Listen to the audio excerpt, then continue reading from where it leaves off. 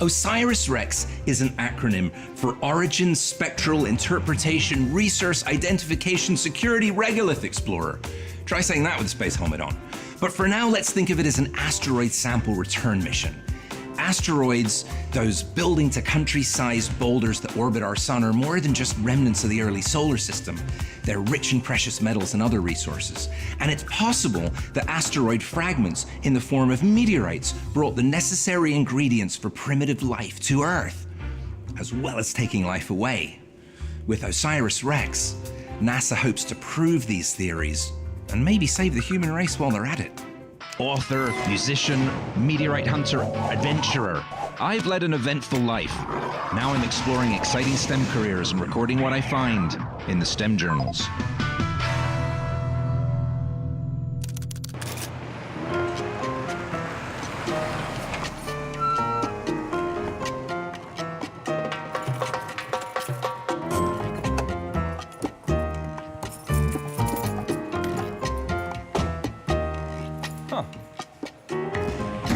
Anyone home? Hey, hi, my name's Geoff. Geoff, Dennis. Dennis, nice to meet you. Sorry to just show up. Wow.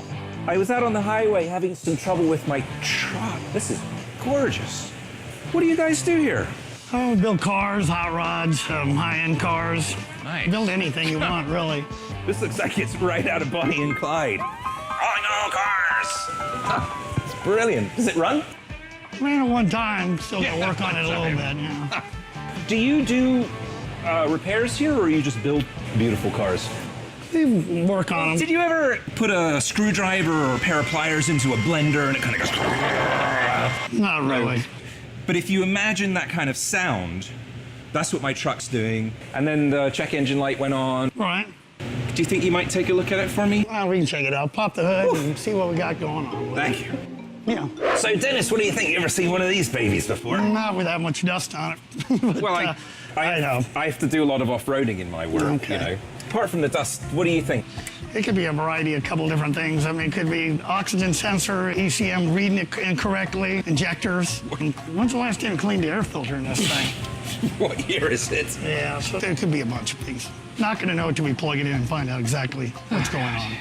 All right, well, look, I have to go across the street anyway to see the OSIRIS-REx guys. I'm just going to walk it. It's not that hot.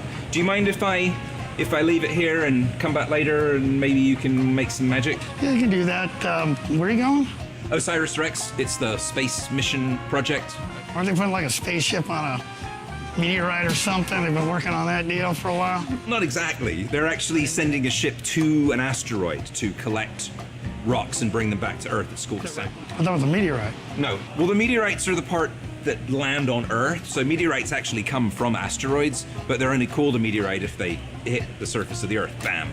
Like that. Okay. Still rock though, right? Rock spot, space rocks. Yeah. Okay, yeah. Cool, I can work on this and yeah, you need to get going. I'll get this thing figured out for Okay. you. Well, I'll let you know how the mission goes. And I'll right. take care of your vehicle. Cheers. Thanks, Dennis. Okay, bud.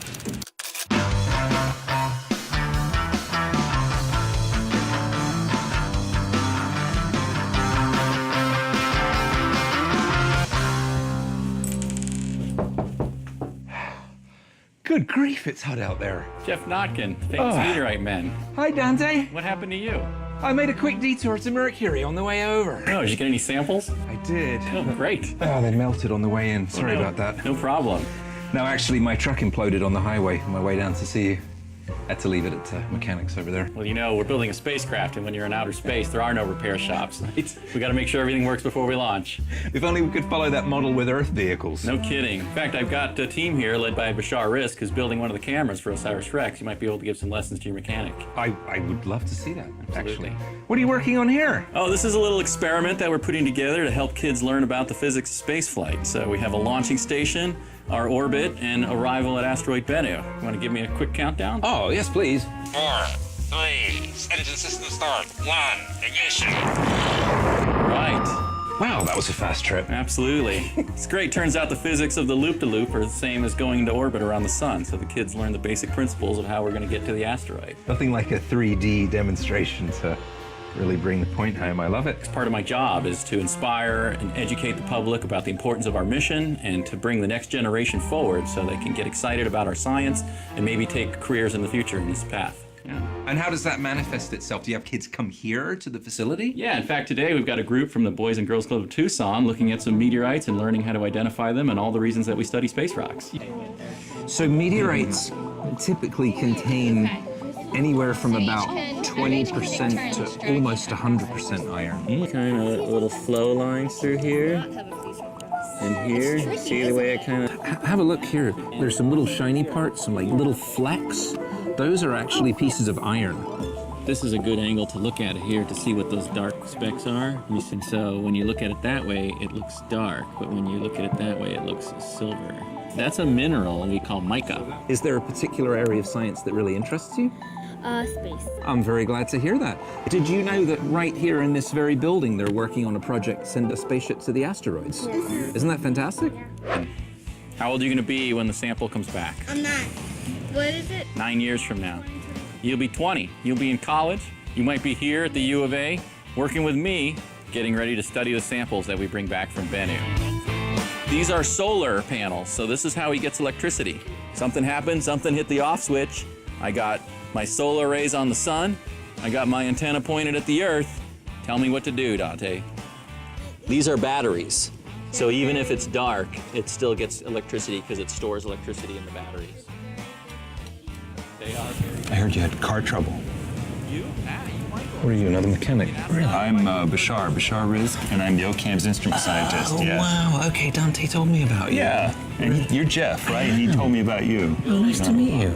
I understand that you're doing a lot of kind of experimental work with redundancy circuits and all that. We have 3 cameras, and we have different versions of them, and we're always testing. A lot of the systems are redundant. In case one of them breaks down, the others are there to back it up. I think we can get you in if you'd like to see it. Let's sneak out. Okay. Finally, a chance to get up close with behind-the-scenes construction of an actual spacecraft. Next on the STEM Journals. I'll have thousands of students. I'll have a lot of teachers. Many of these bright young minds will change the way we live in the future. Maybe I'll be the one who finds a cure. With STEM education, science, technology, engineering, and math, I'll have a great career.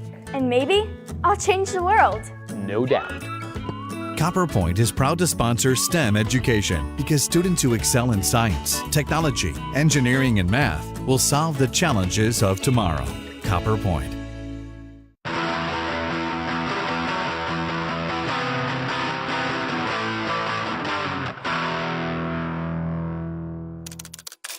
STEM Journals, personal log. I'm excited to imagine some of these young Boys and Girls Club space enthusiasts one day working on samples from the asteroid Bennu. Students in elementary and middle school today could one day work on a mission that was planned before they were even born. Chuck Fellows is an instrument designer on the OSIRIS-REx camera suite. He is tasked with testing hardware before its installation on the spacecraft. Okay, Geoff, all smocked up and ready to go. Oh, I want a blue suit. I'll put you to work here if you want. What's that for? I'm just going to lock myself in here so we don't have any electrostatic discharge problems. You're a well-grounded fellow. Thank you. There's no running away now. So I'm going to swap the cards. We're going to power the instrument off first. I'm going to get you to keep an eye on that spike and see if we can get it to go away. Can I use these? This is an unusual spike in the heater current, and we need to find out what it is. And the 2 cards we need to replace are the motor cards. Not a blip on my screen. No blip on the screen, okay. Even with my special Fortunately, to visors. get the motor card out, I also have to take the power supply out. The cards that you're switching out, what role do they actually play? Well, each card has a different function. Some of them supply power to the system. Some of them handle data from the system, data processing unit, and some of them handle the telemetry. How frequently do you have to do troubleshooting on the system? Well, we're kind of towards the beginning of the project, and at the beginning of the project there are a lot of problems that usually have to be solved. As we get more and more mature in our design, then it becomes less and less frequent. Are you confident that you're going to have it ready to go by launch day? Oh yes, we'll have it ready to go by launch day. That's the spirit. There may be many lost weekends, but we'll have it ready to go. I am eagerly awaiting news from the spacecraft in a box. Okay. Okay. Is this the moment of truth? The moment of truth. Okay. Well, I'm ready. It is. I'm going to power it back on now. Any luck? No, I didn't see any change at all. Sometimes we get lucky and we find it right away, and sometimes it can take us months to find a problem. Chuck, you're doing meticulous and fascinating troubleshooting work here. When it's all said and done and you've solved the problem, what happens? All this hardware is going to go up to Lockheed Martin in Denver, and they're going to put that all together with the actual spacecraft, of course, that they're building up there, and all of that's going to go to NASA. Denver, you say? Might have to speak with Dante about this. What's the verdict? Well, one of the issues you have is you can't have this many keys on your ring because it's going to kill the tumbler. So that's Tumbler? You know how you start the car? The tumbler. But I've got a lot of responsibility. I need a lot of keys. Yeah, you're going to be broke down somewhere too. So, I mean, you know, we had like 4 issues. One injector wiring was bad. The ECM, we checked it, had a loose wire. The air cleaner, of course, had to be cleaned, you know, that issue. And the TPS was out of adjustment, just a little bit on the voltage, but she's running good. Took it around the block. Not a problem. Well, no, there's no problem now, but why can't these things be made better? I mean, I was just over there at OSIRIS-REx. Imagine if they send their shit to the asteroid belt and the PCM or TCM or muffler bearing or whatever breaks down. They can't just kind of pull in and have a tune-up out there in space. Number one, they got money, so they probably have redundant systems. I mean, that's real simple. I mean, can it be done to your vehicle? Yeah, it can be done to your vehicle. You're saying we could have redundant systems in this, like For in a backup, spaceship? just in case you break down or something, you can switch off. If I were you, man, I would just try to figure out how to build a vehicle really designed to do what you do in your life. So you're offering to build me an amazing go-anywhere 4-wheel drive off-road adventure vehicle? For the right money, anything can be built. We can build it, design it, we can do all that stuff. And how much would that cost? As long as you got the money, you can build it. Yeah, I got the money. What kind of money? Look at that. Oh, rock. Now we got rock. A rock? Did you get this out of my pile back there? No, that is not scrap metal. This is a meteorite. It's molten iron. Nonsense. You need to pay me. Get rid of this rock. All right, well, give me that back and maybe we'll talk. On my next entry in the STEM journals, the Mile High City and the actual OSIRIS-REx spacecraft at Lockheed Martin. Deanna was an everyday normal teenager going to high school. Then all of a sudden, she came to my doorway and she said, Mom, my body went numb. One of her blood vessels in her head burst and it sent her into a stroke. She was airlifted to Phoenix Children's Hospital. But when it comes to your children, you always want the best care for them. And they definitely provided the best care for my daughter, because if it wasn't for them, she wouldn't be here today. Phoenix Children's Hospital saved Deanna's life.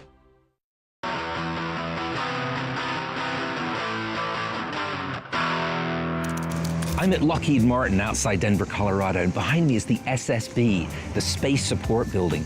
It's one of the most important and historic buildings in all of spaceflight.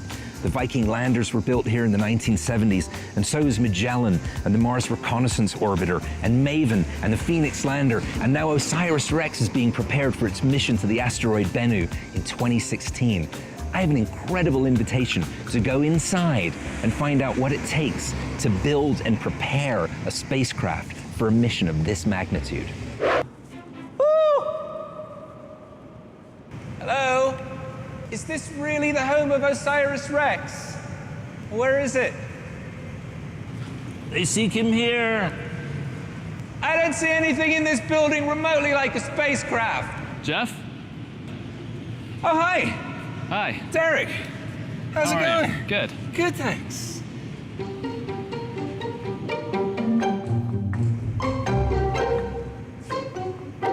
That's right. This is the OSIRIS-REx spacecraft. It really is a spacecraft in a box. Well, it's only in a box so that we can get ready to test it. We have to apply a lot of load to this structure to make sure that it doesn't break during launch. Hey, I've seen Apollo 13. I know space is a dangerous place. Getting to space is even more dangerous for the core structure. Why? Because the rocket might blow up or something? Well, we can't do anything about that, so hopefully that doesn't happen. But we have to make sure that we survive all of the loads and the accelerations that occur during launch. We have 6 times the acceleration of gravity on this structure. What's 6 G's in pounds? Well, the equivalent load that we're going to put on this in the test is 65,000 pounds. That's about equivalent to 5 elephants. Would that be African elephant or Indian elephant? I don't know. In order to withstand all that pressure, this thing must weigh a ton. Or tons. Actually, it only weighs about 300 pounds for the core structure. There's no way that a spaceship only weighs 300 pounds. I could bench press that at my sleep with one hand. How do you make something that's going all the way to asteroid Bennu weigh only 300 pounds? That's the importance of our material selection. Nimish Dave will show you some of our materials that we use. What puzzles me, what fascinates me, is how you can build a spacecraft that only weighs 300 pounds, and yet it can handle the stress of 5 elephants, 5 African elephants. Yes. It's a lot of magic, but it's also a lot of science. And here, this is the material that we use. It's basically aluminum and carbon fiber face sheets that we use to make a nice, strong, rigid element. Is that what we're seeing here? That's exactly what we're seeing. So this here is one of those pieces there that's opened up. Just to show you, there's not a whole lot to it when it's by itself. It's when you really put them together, that's when you get the strength that you need. Really, tin foil? It's tin foil. Honeycombed aluminum foil on its own, bendy, not up to much. Exactly. Carbon fiber on its own, ditto. So if you had the two of them together, that's when you'd have a very rigid, yet lightweight material. Exactly, like the one that's in your bag there, Geoff. Oh, right. Oh, because that's, right, yeah. Because that's the rigid one. Yes, Yeah, yes it is. That's good. That's Yeah. really nice. Yeah. What about this one? What's this from? It's actual test part from Maven. Really? Maven's going to Mars to study the depletion of its atmosphere. Yes, it is. Can I have this for my collection? You know, I'd really like to, but I can't. We've got to keep this in-house here. I'll make you a deal. Okay. That's something you might be interested in. Let's talk about it. Well, OSIRIS-REx is going to Bennu. You probably know that. Mm-hmm. I have something here that we think Bennu may be made of. It's a carbonaceous chondrite meteorite found in the Sahara Desert. Not a bad research sample. What do you think? That looks cool, but I'm not sure what I'll do with it, but I do know somebody that would really interested in that. Really? Next up, the ultimate magnet on a stick for collecting meteorites. Except Bennu is not exactly a meteorite, and hopefully never will be. Arizona companies see a bright future, from high-tech jobs in aerospace to outer space, renewable energy, crops for the future, and healthcare for the coming decades. Arizona will need more than 150,000 workers in the coming years, with skills in science, technology, engineering, and math. Copper Point supports companies prepared for Arizona's economic growth. Copper Point.